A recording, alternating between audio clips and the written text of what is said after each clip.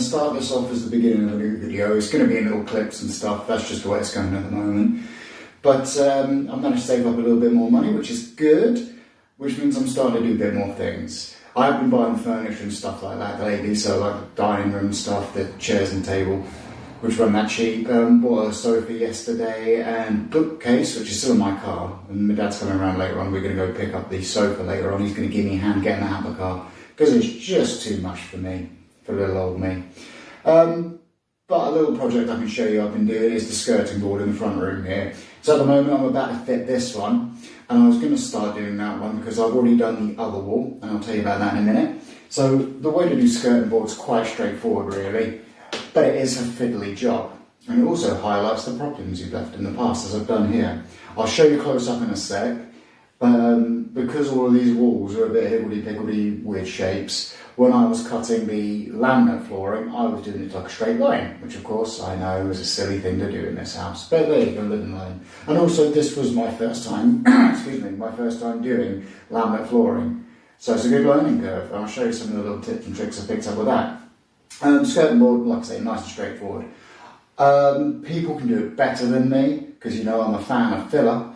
But I just do it the way I do it because it's easier and it gets a good finish anyway. I'm not a master carpenter.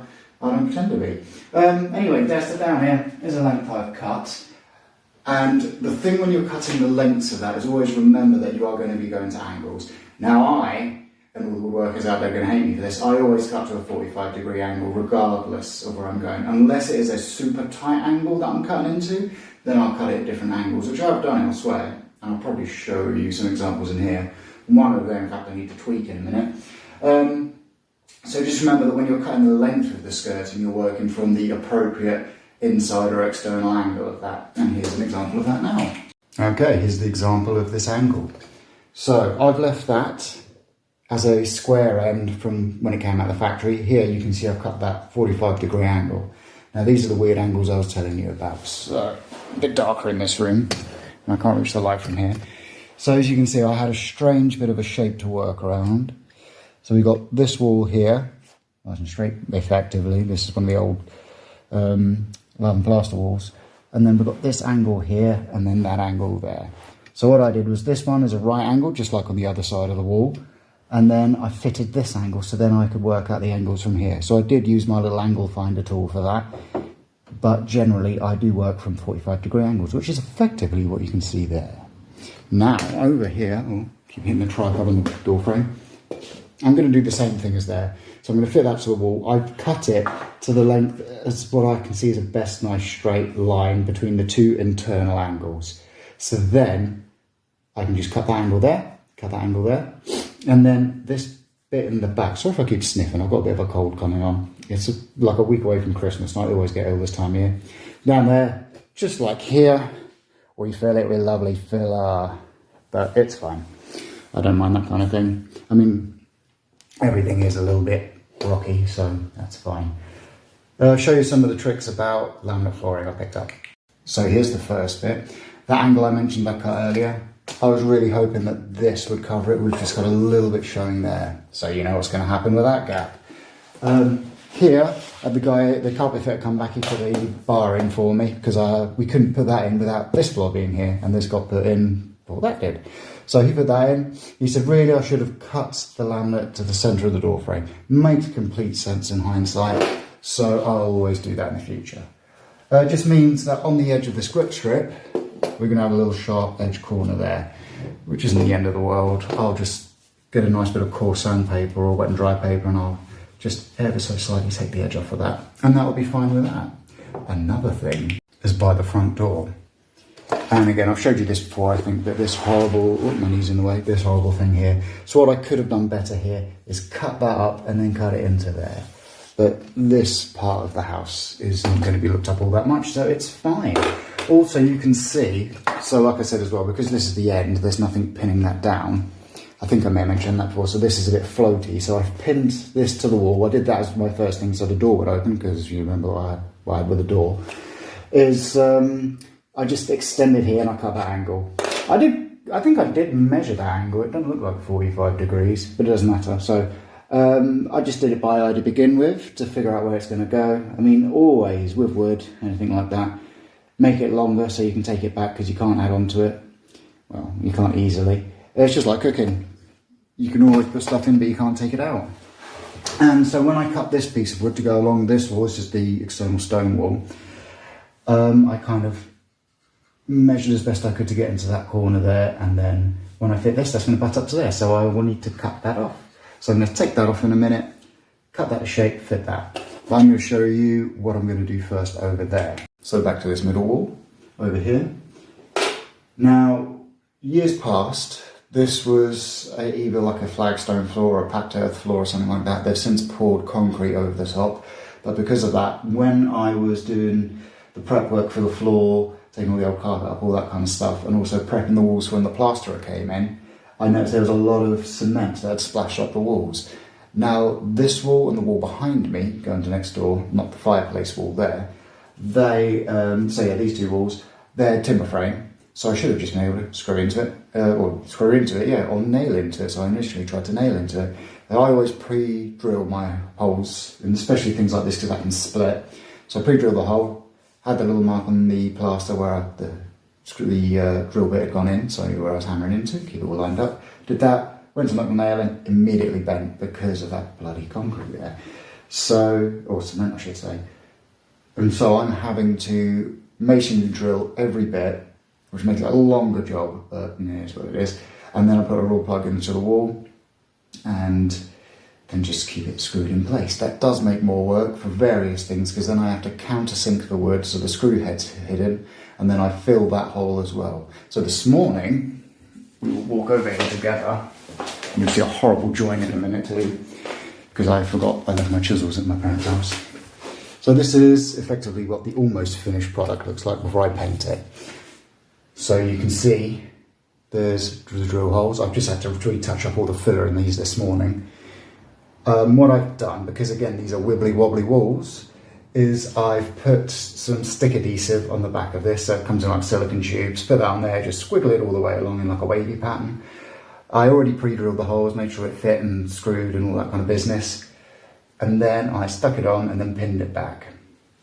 And that takes the flex out of anything like that. So I did that, and then, because there was a gap, because like I say, wibbly wobbly walls, I fill it in the top, and then just let that dry. I've sanded that down this morning. There are a few little patches and cracks that I had to touch up, and that's what I've been doing there. And so I'm gonna let that dry for the best part of the day. Later on this afternoon, I'm going to my parents' house because we're doing a bit of present wrapping together. So I'm having dinner around there, so I'll probably do that this evening. And I won't be able to do much until tomorrow afternoon anyway, because the base paint I got is oil-based paint. And with that said, you can get oil-based, you can get water-based acrylic paint. Now, oil-based is the best, I'm told, and that's what it was, so I got it.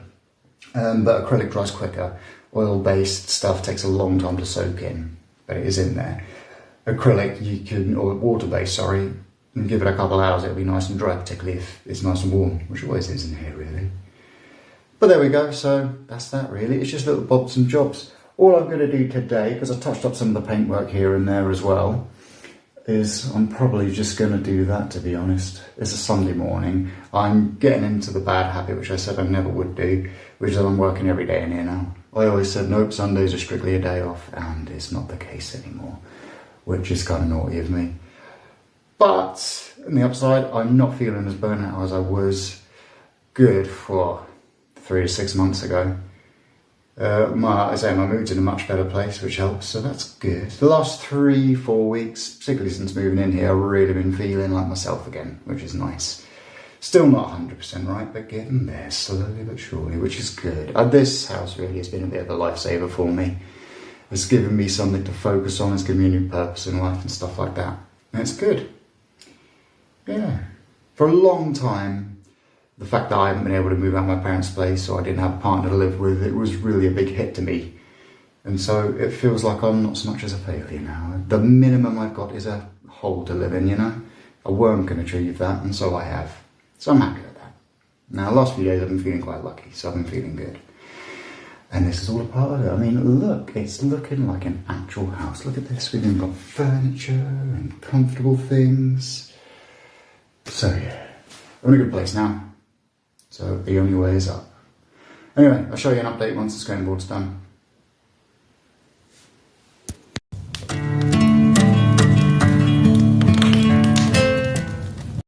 Howdy folks, this is very much turning into a video of just little quick updates, but I did promise you that because I haven't got that much amount of money at the moment, no big jobs are really happening, so it's just little bits and bobs.